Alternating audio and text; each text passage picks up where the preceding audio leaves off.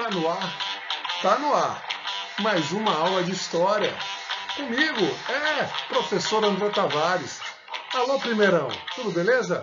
A nossa terceira aula sobre estados absolutistas ou monarquias nacionais. Vamos falar hoje de uma grande mulher, né? Vamos falar de uma grande rainha. Sim, Luís XIV foi um rei absolutista, o Rei Sol, mas as mulheres têm o seu lugar, não é mesmo? As mulheres foram importantes.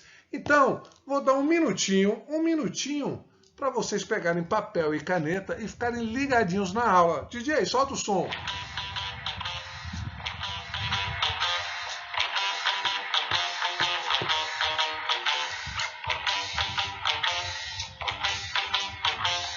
Muito bem.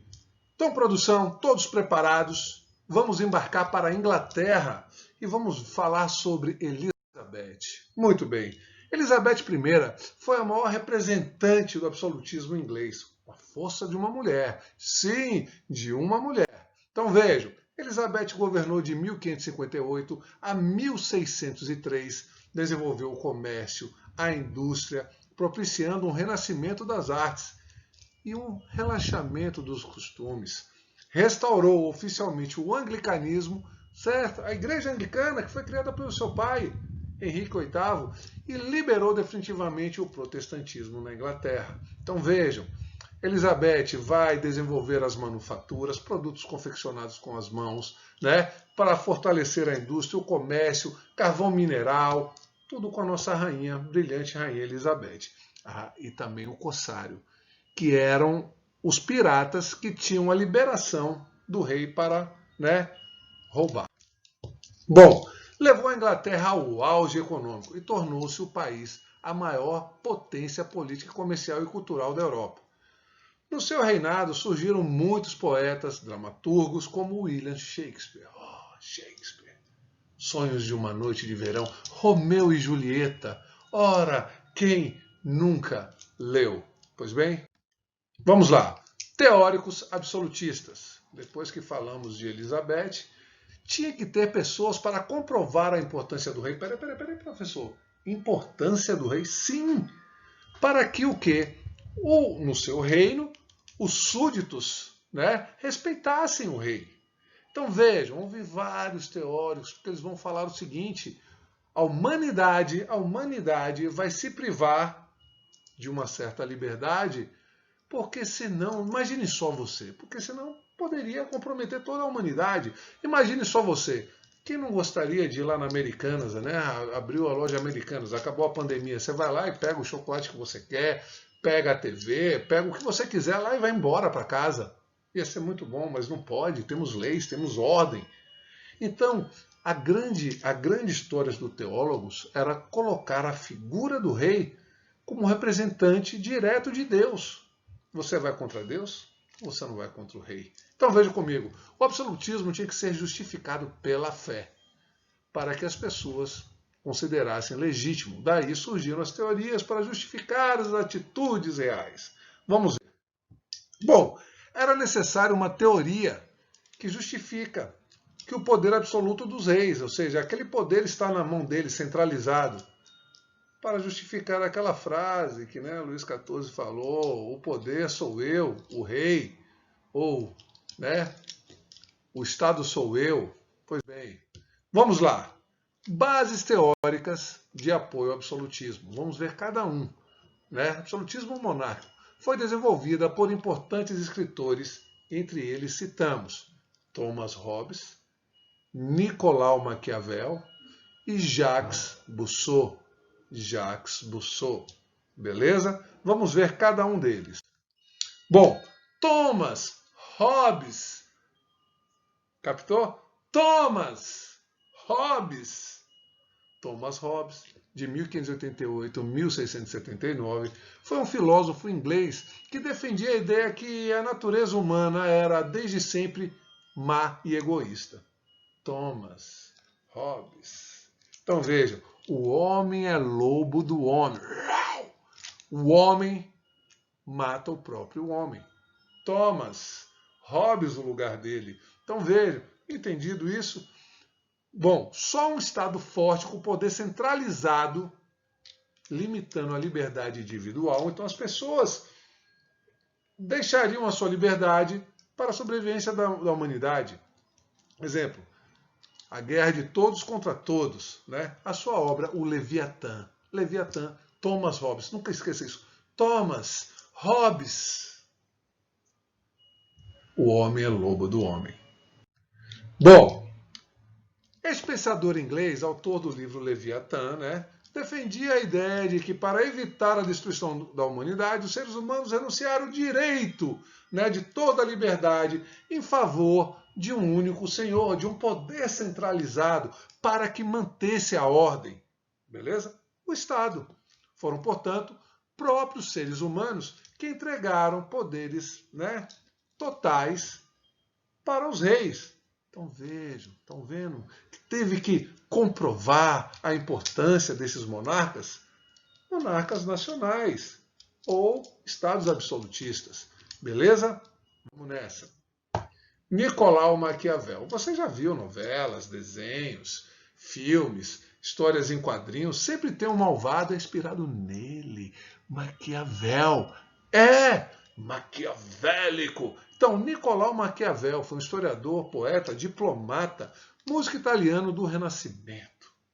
É conhecido como o fundador do pensamento da ciência política moderna, pelo fato de haver escrito sobre o Estado, o governo como realmente são e são como deveriam ser.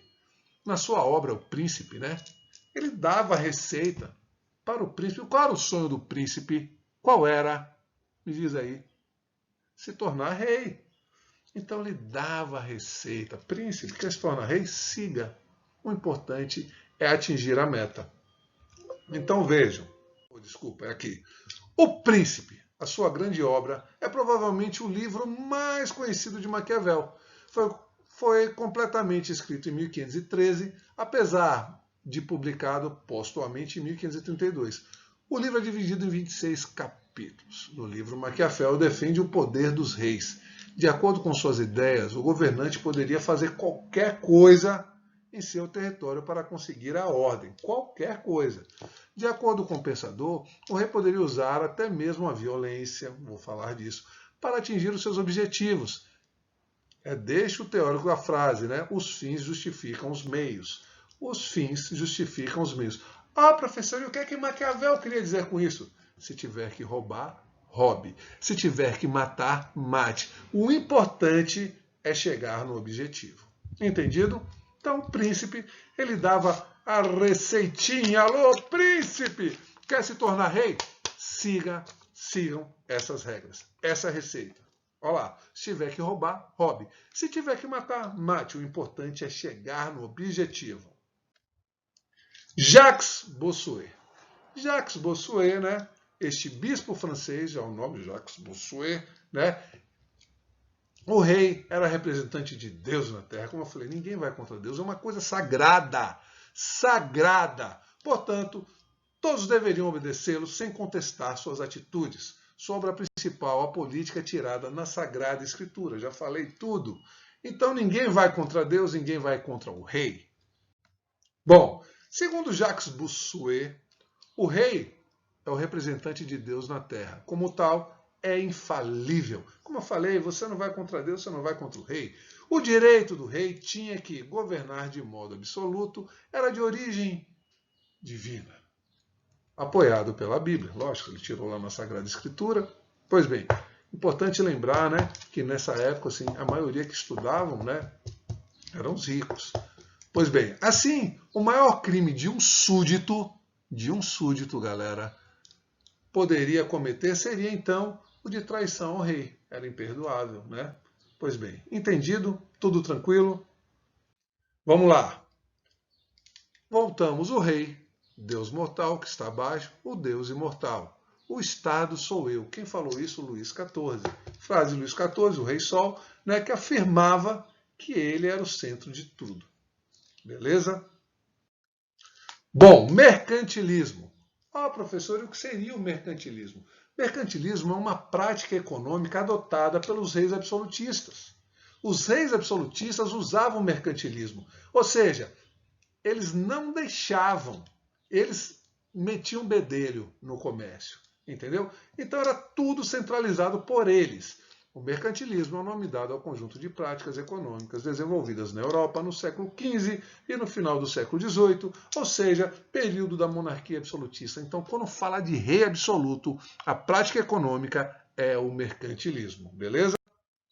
Bom, mercantilismo caracterizou-se por uma forte interferência do Estado na economia, ou seja, eu falei, ele não deixava, era tudo controlado pelo Estado. A burguesia não gostava do mercantilismo. Vocês verão no segundão, vocês já viram no 8º ano, né? Que a burguesia vai fazer toda uma jogada. Bom, mercantilismo originou um conjunto de medidas econômicas, né, que tenderam a unificar o mercado interno, contribuiu para a formação dos Estados nacionais. Assim, o fortalecimento do poder real juntamente com o desenvolvimento da burguesia. Falei desenvolvimento da burguesia, mas vai chegar uma hora que a burguesia vai querer mais, mais e mais, e a monarquia absolutista não vai deixar ela subir. Bom, principais práticas mercantis. Anota aí. O metalismo. O metalismo não é de heavy metal, não. É quanto mais metais, ouro ou pedras preciosas aquela nação tivesse, mais rica seria. Beleza? Acúmulo de metais preciosos, o metalismo. A Espanha, setinha, busca de ouro e prata em continentes conquistados, América, África, Ásia, no século XV e século XVI. Portugal também fez, mas Portugal não achou metal aqui. Na carta de Caminha vimos que não. Mas o lado da Espanha, lá na mina de Potosí, quase toda a prata que circulava no mundo era de lá. Beleza? Bom, outra, balança comercial favorável. Sabe o que é isso? É vender mais e comprar menos. Se eu vendo, entra dinheiro. Muito cascalho. E se eu compro, sai dinheiro. Então, se eu vendo mais e compro menos, eu tenho uma balança comercial favorável. Eu vou dar uma explicação. Se você, Bia, você recebe uma mesada, né, mensal de, vamos dizer, 60 reais é pouco, né? Vamos botar 80 reais. Mas Bia gasta 20, ela tem um lucro de 60. Mas se Bia ganha 80 e gasta 100, ela tem um déficit de 20. Então é o seguinte, por que eu dei esse exemplo? Porque se você recebe mais, você guarda. Se você gasta menos, você guarda também. Agora, se você gasta mais do que recebe, a balança não é favorável. Beleza? Bom, monopólio. Monopólio é uma via de mão única, é uma exclusividade. Aonde vou dar um exemplo. Falei de Bia, volto para Bia. Bia tem autorização de vender brigadeiros. Brigadeiros lá no Impacto. Ah, professor, mas o brigadeiro de Larissa é muito mais gostoso do que de Bia. Não importa, mas só quem tem a exclusividade de vender brigadeiro é Bia. Lógico que Bia vai dar uma parte da renda para a rainha, Amália, não é isso? É aquela questão do conchavo. Então vejam, o monopólio era uma exclusividade que era conseguida, dada. Significava exclusividade comercial sobre compra e venda de um produto. Mas na prática não era isso que ocorria. Calma que eu vou falar. Pois bem, muitas vezes os colonos, né?